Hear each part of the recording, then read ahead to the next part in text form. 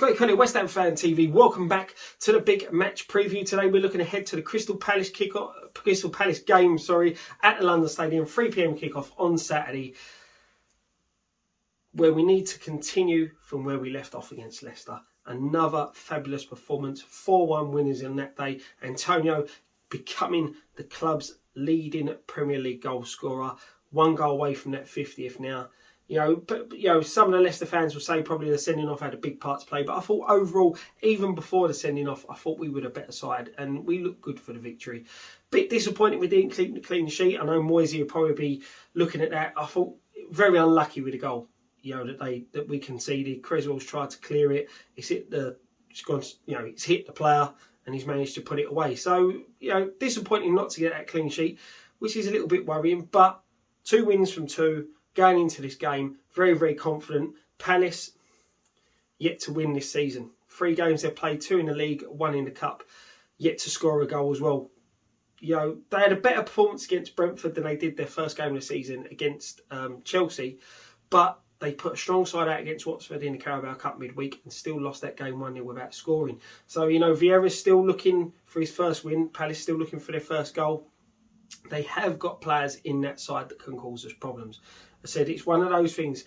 West Ham's normally the side that you want to come and play when you're looking for that first win, when you're looking for your first goal of the season. Hopefully now we're putting that to bed a bit. We're a lot more resilient than we used to be. And I said them performances overall in them first 2 games have been top notch, barring probably the first half in the Newcastle game, which we still played well but defended very, very poorly. But we went on to get the win. Antonio now, that goal he scored, the first goal he got the other night. What a fantastic striker's finish. The strength he showed to hold off the defender, the swivel, the turn, and putting the shot away. For me now, I've been a player that's criticised Antonio. I've been a person, that's criticised Antonio in the past. But now he seems to be looking like a striker. In previous seasons, he's looked like a winger playing up front. This season, in the first 2 games so far, he's showing the awareness and the attitude and the movement and finishing what you expect from a striker. He's worked hard on what he's doing. Moyes has worked hard with him. You can see that because his game for me now is improving. He seems to be, I think he's 30 now. He's hitting the prime of his career. And, let's hope he goes on to get that 50th goal against Palace. And we go on and get the win. Obviously, this is the last time the 2 sides met. West Ham did run out 3-2 winners. The last time at the London Stadium was a 1-1 draw. We only have 1 win in our last 5 fixtures against Palace, and we've only kept 1 clean sheet in the last 16 against them. So, if you're a betting person, both teams to score could be on the cards for this one, looking at them stats. But as I said, Palace, they're looking to find their form. They haven't won a London derby in their past 10 London derby fixtures as well. So these stats are stacked against them going into this game. But, we all know we've got to be confident but not cocky. They have got quite a few players that can cause us problems in the past. Wilfried Zaha is a top talent. We all know, he has his downside with his diving, but he's a very, very skillful, tricky player. He will cause us problems. Benteke, obviously, as much as he doesn't get the goals that he should get, he still can be a handful.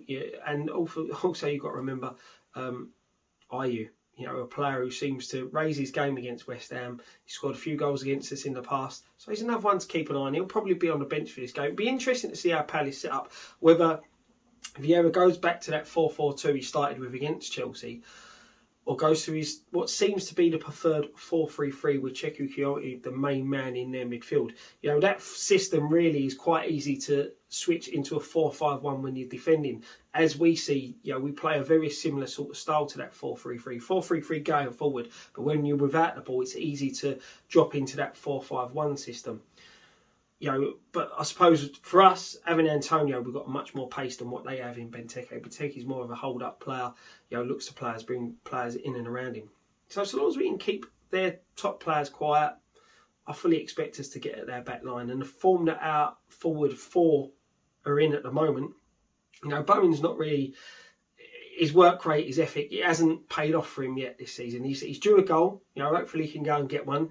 Benrahma has been unplayable in them first 2 games. Antonio, as I said, has been fantastic. And Fornals called up to the Spain squad, fully deserved. He's probably been he's one of them players. He's improving all the time, but he goes a little bit under the radar. And I thought against Leicester, he was absolutely fantastic. I just think with Benrahma and Antonio there, it overshadows his performance. So our forward line against their back line, as I said, got to be confident going into this game. We've got no new injury concerns. The only two players out is obviously Winston Reid and Masuaku.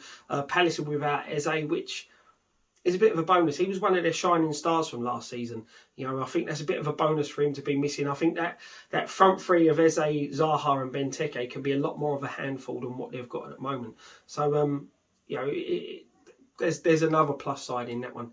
Thank you very much for watching. We will be at the game. If you fancy getting yourself on a fan cam, come and find us next to the club shop straight after the game. We will be filming a post-match pint. Not too sure when that will go out, whether that will be Saturday night or Sunday afternoon, but we'll keep you posted throughout the day on Twitter and alike. And only one thing left to say: come on, you Irons.